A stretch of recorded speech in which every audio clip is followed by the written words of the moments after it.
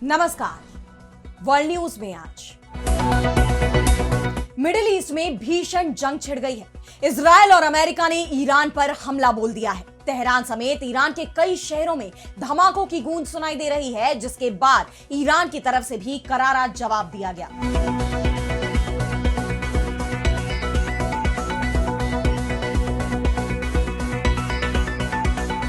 Israel ने Iran के सैन्य बेसों को निशाना बनाया है। राष्ट्रपति के आवास पर भी मिसाइलें दागी, जिसके जवाब में ईरान ने भी कई मिसाइलों के साथ हमला किया है। अमेरिकी राष्ट्रपति डोनाल्ड ट्रंप ने धमकी दी है कि वो ईरान को परमाणु बम नहीं बनाने देंगे। ईरानी सेना को सरेंडर करना होगा, लेकिन ईरान तो पहले से ही जंग के लिए तैयार बैठा था। ऐसे में तय है कि मिडिल ईस्ट में जंग और तेज होगी। तो इजरायल और अमेरिका के ईरान पर हमले से मिडिल ईस्ट में छिड़ी जंग, इस पर हम करेंगे विस्तार से चर्चा। लेकिन आइए जरा उन खबरों को भी देख लें जिन पर आगे होगी बात। पाकिस्तान और अफगानिस्तान में तेज हुई जंग। पाकिस्तान की 19 सीमा चौकियां तबाह। पाकिस्तानी वायुसेना के पायलट को अफगान सेना ने जीवित पकड़ा। मालदीव पर भड़का मॉरिशस, रातों रात तोड़ दिए सारे कूटनीतिक रिश्ते। चागोस द्वीप को लेकर छिड़ा विवाद। अमेरिका ने भी दिखाए तीखे तेवर। क्या क्यूबा पर कब्जा करेगा अमेरिका? राष्ट्रपति ट्रंप ने दिए बड़े संकेत। कहा संकट में क्यूबा सरकार, फ्रेंडली टेकओवर पर चल रही बातचीत। और चलते चलते में देखेंगे सूरज की आवाज से सोलर सिस्टम की दीवार तक, वो साइंटिफिक सच जो आपको भी कर देंगे हैरान। इन सभी खबरों पर हम विस्तार से करेंगे बात, लेकिन पहले एक नजर हेडलाइंस पर। उत्तर कोरिया के तानाशाह किम जोंग की बेटी किम जुए को है खतरनाक हथियारों का शौक। शूटिंग रेंज में धड़ाधड़ दागी गोलियां, पिता खुद दे रहे ट्रेनिंग। अमेरिका को हो सकता है सैकड़ों अरब डॉलर का नुकसान। सुप्रीम कोर्ट से अमेरिकी राष्ट्रपति ट्रंप ने की फैसले पर पुनर्विचार की मांग। कोर्ट ने ट्रंप के टैरिफ को किया है रद्द। वेस्ट बैंक पर इजरायली कब्जे को लेकर अमेरिका का बयान। सुलह प्रक्रिया में की राजनयिक सेवाएं देने की पेशकश। एक्सपर्ट्स की चेतावनी, ये अतिक्रमण को सामान्य बनाने जैसा।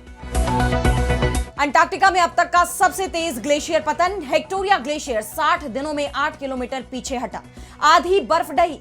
वैज्ञानिक बोले ग्लोबल वार्मिंग से बढ़ रहा खतरा। तो मिडिल ईस्ट में एक बार फिर जंग शुरू हो गई है। इजरायल और अमेरिका ने मिलकर ईरान पर हमला कर दिया है। इजरायल के डिफेंस मिनिस्टर इजराइल काट्ज ने हमले की पुष्टि की है। उन्होंने कहा है कि अगर हम हमला नहीं करते तो तेहरान कभी भी हमला कर देता। अमेरिका की तरफ से भी जंग का ऐलान कर दिया गया है।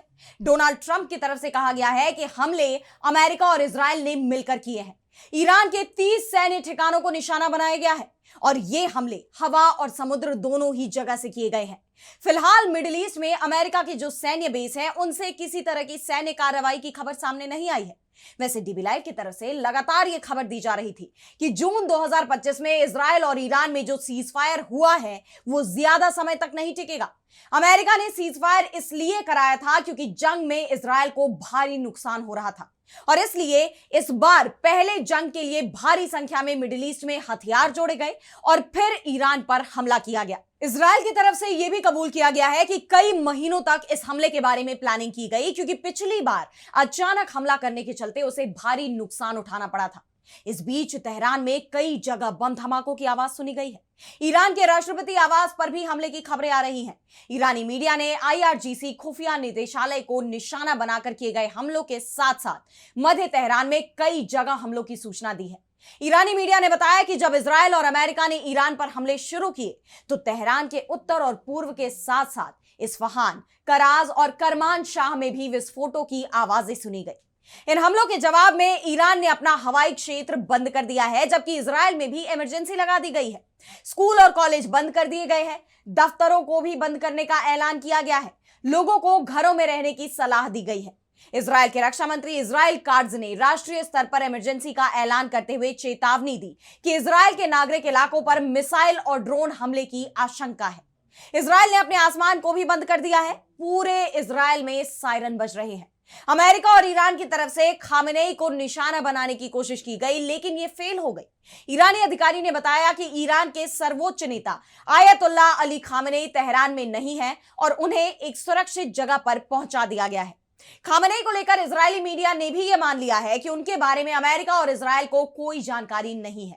इस बीच IDF होम फ्रंट कमांड के तज़विका टेस्लर ने कहा कि जंग शुरू हो चुकी है और अब हम ईरान के हमले का सामना करने को तैयार हैं। हम कोशिश में है कि ईरान की मिसाइलों को रास्ते में ही रोका जा सके। इस बीच ईरान की तरफ से तगड़े पलटवार की तैयारी की खबरें भी आ रही हैं। हॉर्मुज स्ट्रेट को भी बंद किया जा सकता है। ईरान ने तो पहले ही साफ कर दिया था कि अगर इस बार जंग होती है तो वो हॉर्मुज को बंद कर देगा, और इस बार की जंग सिर्फ हवा और जमीन पर ही नहीं बल्कि समुद्र में भी लड़ी जाएगी। और अब बढ़ते हैं अगली खबर की तरफ, जहां हम बात करेंगे अफगानिस्तान और पाकिस्तान में चल रही जंग की। तो दोनों देशों के बीच चल रही जंग और तेज हो गई है। पाकिस्तान की वायुसेना पूरे अफगानिस्तान पर हमले कर रही है, वहीं तालिबान भी जबरदस्त पलटवार कर रहा है। पाकिस्तान के परमाणु ठिकाने और इस्लामाबाद में प्रधानमंत्री आवास के पास तालिबान ने हमला कर अपनी ताकत दिखा दी है। ऐसे में पाकिस्तान अलर्ट मोड में आ गया है। इस बीच पाकिस्तान एयरफोर्स ने अफगानिस्तान के कई इलाकों में फिर से एयर स्ट्राइक की है। वहीं तालिबान ने दावा किया है कि उसने इस्लामाबाद के फैजाबाद सैन्य ठिकाने समेत कई अहम ठिकानों को निशाना बनाया। तालिबान सरकार के प्रवक्ता जबीउल्लाह मुजाहिद ने बताया कि अफगान बलों ने पाकिस्तान की 19 सीमा चौकियों को खत्म कर दिया है और कई पाकिस्तानी सैनिकों को हिरासत में लिया है। और साथ ही अफगानिस्तान के पूर्वी शहर जलालाबाद में एक पाकिस्तानी लड़ाकू विमान के दुर्घटनाग्रस्त होने की खबर ने सनसनी फैला दी है। इस बीच अफगानिस्तान की तरफ से दावा किया गया है कि उसने पाकिस्तानी पायलट को जीवित पकड़ लिया है और उसे बंदी बना लिया गया है। यह पाकिस्तान के लिए बड़ा झटका माना जा रहा है। इस बीच पाकिस्तान और आक्रामक तेवर अपना रहा है। पाकिस्तान सरकार ने अफगानिस्तान को लेकर अपने कड़े रुख को और साफ कर दिया है। पाकिस्तान के राज्य मंत्री तलाल चौधरी ने तालिबान को चेतावनी दी है। उन्होंने कहा कि जब तक तालिबान अपनी गुरिल्ला मानसिकता नहीं छोड़ता, पाकिस्तान की नीति में कोई बदलाव नहीं आएगा। यह युद्ध जीता जाएगा और इसका अंत निश्चित है। अगर ये सीधे रास्ते से नहीं सुलझा तो हम कठोर दृष्टिकोण अपनाकर इसे पूरी तरह खत्म कर देंगे। यानी पाकिस्तान बेहद आक्रामक दिखाई दे रहा है, जिससे ये जंग थमती नहीं दिख रही। इस बीच तालिबानी प्रवक्ता जबीहुल्लाह मुजाहिद ने 55 पाकिस्तानी सैनिकों को मारने का दावा किया है, जिसके जवाब में पाकिस्तान ने गजब लिल हक नाम का ऑपरेशन शुरू किया और काबुल समेत कई प्रांतों में हमले किए। पाकिस्तान का दावा है कि उसके हमलों में 274 अफगान लड़ाके मारे गए, जबकि 400 से ज्यादा घायल हैं। इसके अलावा पाकिस्तानी सेना ने अब तक अफगानिस्तान की 104 चौकियों को भी खत्म कर दिया है। फिलहाल इस जंग में दोनों ही तरफ के लोगों की जान जा रही है और अब तक 400 से ज्यादा लोग मारे जा चुके हैं। यानी पाकिस्तान और अफगानिस्तान दोनों को ही इस जंग का नुकसान उठाना पड़ रहा है। पूरी दुनिया इस जंग को लेकर टेंशन में दिख रही है। और अब अगली खबर में बात करेंगे मॉरिशस और मालदीव के बीच आई दरार की। तो हिंद महासागर में तनाव बढ़ता जा रहा है। मॉरिशस और मालदीव आमने सामने दिखाई दे रहे हैं। दोनों देशों ने एक दूसरे के साथ सारे रिश्ते नाते तोड़ दिए हैं। मॉरिशस ने मालदीव के साथ अपने सभी राजनयिक संबंध तत्काल प्रभाव से निलंबित करने का ऐलान कर दिया है, जिसके बाद दोनों देशों के बीच टकराव के हालात बनते नजर आ रहे हैं। और इसकी जड़ है चागोस द्वीप को लेकर छिड़ा विवाद। दरअसल इस द्वीप पर ब्रिटेन का नियंत्रण है, लेकिन हाल ही में ब्रिटेन और मॉरिशस के बीच समझौते की खबर आई, जिसके तहत ब्रिटेन इसकी संप्रभुता का अधिकार मॉरिशस को सौंपने के लिए तैयार हो गया है। लेकिन ना तो अमेरिका को यह डील मंजूर है और ना ही मालदीव इस फैसले से खुश है।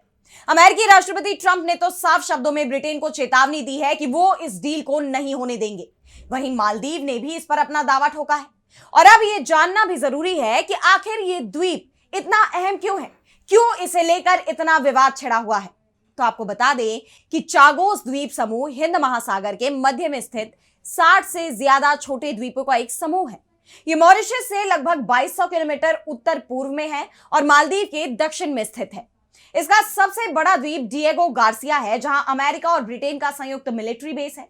अपनी लोकेशन के कारण यहां से मध्य पूर्व, दक्षिण एशिया और अफ्रीका पर सैन्य नजर रखना और ऑपरेशन चलाना बेहद आसान हो जाता है। मालदीव और चागोस के बीच पहले से ही समुद्री सीमा यानी ईईजेड का विवाद रहा है। हालांकि अंतरराष्ट्रीय समुद्री कानून न्यायाधिकरण यानी ITLOS ने पहले मॉरिशस के पक्ष में सीमांकन किया था और पहले तो मालदीव ने भी इस पर सहमति जताई थी, लेकिन अब उसके तेवर बदले हुए दिख रहे हैं। ऐसे में मालदीव और मॉरिशस में भी तनाव बढ़ गया है। सभी कूटनीतिक संबंध तोड़ने के फैसले पर मॉरिशस के विदेश मंत्रालय ने बताया कि मालदीव सरकार ने हाल ही में चागोस द्वीप समूह को लेकर अपना रुख बदल लिया है। मालदीव अब चागोस द्वीप समूह और उसकी क्षेत्रीय अखंडता पर मॉरिशस की संप्रभुता को मान्यता नहीं देता है। इसके अलावा मालदीव ने मॉरिशस और यूनाइटेड किंगडम के बीच चागोस द्वीप को लेकर हुए हालिया समझौते पर भी आपत्ति जतानी शुरू कर दी है। इसी वजह से मॉरिशस की कैबिनेट ने मालदीव के साथ रिश्ते तोड़ने का यह सख्त कदम उठाया है और मालदीव सरकार को इसकी आधिकारिक सूचना भी दे दी गई है। मॉरिशस का कहना है कि आज का फैसला उसके राष्ट्रीय हितों की रक्षा करने और संयुक्त राष्ट्र चार्टर, अंतरराष्ट्रीय कानून और क्षेत्र में शांति और स्थिरता के सिद्धांतों को बनाए रखने की उसकी प्रतिबद्धता को दर्शाता है। इन हालात में चागोस द्वीप को लेकर विवाद बढ़ता ही जा रहा है। और अब अगली खबर में बात करेंगे क्यूबा पर कब्जे के लिए अमेरिका की तैयारी की। तो अमेरिकी राष्ट्रपति डोनाल्ड ट्रंप बेहद आक्रामक तेवर अपनाए हुए हैं। ग्रीनलैंड और कनाडा को अमेरिका का हिस्सा बनाने की बात तो वो पहले से ही कह रहे थे। इस बीच उन्होंने वेनेजुएला पर अपना कब्जा भी जमा लिया। अमेरिकी सेना ने वेनेजुएला में घुसकर वहां के तत्कालीन राष्ट्रपति मादुरो को गिरफ्तार कर लिया, जिसके बाद वेनेजुएला के व्यापार, उसके तेल के आयात निर्यात से लेकर तमाम फैसलों तक सब पर अमेरिका ने अपना कंट्रोल जमा लिया है। और अब वो कुछ ऐसा ही क्यूबा के साथ करने की तैयारी में दिखाई दे रहा है। वैसे वेनेजुएला पर हुई कार्रवाई के बाद पहले से ही यह चर्चा चल रही थी कि क्या अब अगला नंबर क्यूबा का है, क्योंकि ट्रंप ने वेनेजुएला में भी ड्रग कार्टेल के खिलाफ अभियान का हवाला देकर इस कार्रवाई को अंजाम दिया था और अब क्यूबा पर भी वो कुछ ऐसे ही आरोप लगा रहे हैं। उन्होंने पहले चेतावनियां दी और अब ये संकेत दे रहे हैं कि जल्दी ही क्यूबा पर अमेरिका टेक ओवर करने वाला है। ट्रंप ने कहा कि मैं बचपन से क्यूबा के साथ रिश्तों की उलझनों के बारे में सुनता रहा हूं, लेकिन अब बहुत कुछ सकारात्मक हो सकता है। अमेरिका क्यूबा का फ्रेंडली टेक ओवर कर सकता है। क्यूबा सरकार गंभीर संकट में है और वो वॉशिंगटन के साथ बातचीत कर रही है। यह बदलाव निर्वासित क्यूबाई लोगों के लिए फायदेमंद होगा। हमारे यहां ऐसे कई लोग रह रहे हैं जो वापस क्यूबा जाना चाहते हैं और वे मौजूदा घटनाक्रम से बहुत खुश हैं। हालांकि ट्रंप ने यह तो नहीं बताया कि फ्रेंडली टेक ओवर से उनका मतलब क्या है। क्या यह आर्थिक मदद, राजनीतिक बदलाव या कोई दूसरा समझौता है? उन्होंने बातचीत की प्रकृति या दायरे पर भी कोई जानकारी नहीं दी, लेकिन उनका फ्रेंडली टेक ओवर का यह बयान क्यूबा के लिए बड़ी चेतावनी के रूप में देखा जा रहा है, क्योंकि वेनेजुएला और ईरान में दुनिया देख चुकी है कि कैसे उन्हें झुकाने के लिए अमेरिका सैन्य कार्रवाई से भी पीछे नहीं हटा। और वैसे ही क्यूबा ने भी अगर अमेरिका के साथ सहयोग नहीं किया, उसकी शर्तें नहीं मानी, तो यहां भी संघर्ष छिड़ सकता है, जो मौजूदा हालात में पूरी दुनिया की चिंता को बढ़ा रहा है। अब देखना यह होगा कि ट्रंप क्यूबा पर टेकओवर का अपना सपना पूरा करने के लिए क्या कदम उठाते हैं। और अब चलते चलते मैं बात करेंगे हमारे अधूरे जनरल नॉलेज की। क्या आपको लगता है कि आप दुनिया के बारे में अच्छी तरह जानते हैं? अगर हां, तो जरा रुकिए, क्योंकि साइंस की दुनिया अक्सर ही हमारे किताबी ज्ञान और जनरल नॉलेज को चुनौती देती रहती है। तो चलिए आज कुछ ऐसी ही हैरान कर देने वाली सच्चाइयों से पर्दा उठाते हैं जो आपकी सोच ही बदल देंगी। हमने बचपन से पढ़ा है कि माउंट एवरेस्ट दुनिया का सबसे ऊंचा पहाड़ है, लेकिन अगर हम पहाड़ को उसके आधार यानी बेस से नापे तो हवाई का मौना केया बाजी मार ले जाता है। इसका आधा हिस्सा समुद्र के नीचे छिपा हुआ है, जिससे इसकी कुल ऊंचाई लगभग 10.2 किलोमीटर हो जाती है, जबकि एवरेस्ट 8.8 किलोमीटर ही लंबा है। अब आइए जरा दूसरे पॉइंट की तरफ बढ़ते हैं। सूरज के बारे में तो आप जानते ही हैं कि वहां लगातार भयानक विस्फोट होते हैं और प्रेशर वेव्स उठती रहती हैं। वैज्ञानिकों का कहना है कि अगर अंतरिक्ष में हवा होती, यानी जिसके दम पर आवाज ट्रैवल कर सकती, तो सूरज की आवाज इतनी तेज होती कि धरती पर हमें हर वक्त 100 डेसिबल का शोर सुनाई देता। लेकिन लंबी वेवलेंथ की वजह से हम इसे सुन नहीं सकते। अब तीसरे पॉइंट पर बात करें इंसानों के बेस्ट फ्रेंड कहे जाने वाले डॉग्स की, तो आमतौर पर इनकी उम्र 12 से 15 साल होती है, लेकिन ब्लूई नाम के एक डॉग ने 29.5 साल की जिंदगी जी। वहीं क्रीम पफ बिल्ली 38 साल तक जीवित रही, यानी इंसानी उम्र के हिसाब से देखें तो करीब 160 साल। ये वो जानकारियां हैं जो हमारे अब तक के नॉलेज को चुनौती देती है और बताती है कि असलियत इससे कितनी अलग है। अब बारी है नंबर 4 की। तो क्या आपको पता है कि आप जो वर्ल्ड मैप देखते हैं वो थोड़ा गलत है। 1569 का मर्केटर प्रोजेक्शन नक्शा देशों के आकार को बदल देता है। इसमें ग्रीनलैंड अफ्रीका जितना बड़ा दिखता है, जबकि हकीकत में अफ्रीका ग्रीनलैंड से 14 गुना बड़ा है। और अब चलिए अगले नंबर में थोड़ा स्पेस घूम कर आते हैं। अगर आप किसी धूमकेतु यानी कॉमेट के पास जाएंगे तो आपको इससे खुशबू आएगी या बदबू। वैज्ञानिकों ने पाया कि धूमकेतु 67P से सड़े हुए अंडे, पेशाब और जलती हुई माचिस जैसी बदबू आती है, क्योंकि इसमें अमोनिया और हाइड्रोजन सल्फाइड जैसी गैसें होती हैं। वहीं अब आखिरी पॉइंट की बात करें तो मून लैंडिंग। जब नील आर्मस्ट्रांग चांद से लौटे तो उन्हें 21 दिनों तक क्वारंटाइन में रखा गया ताकि कोई मून जर्म धरती पर ना आए, लेकिन बाद में पता चला कि वो कंटेनर पूरी तरह सील नहीं था।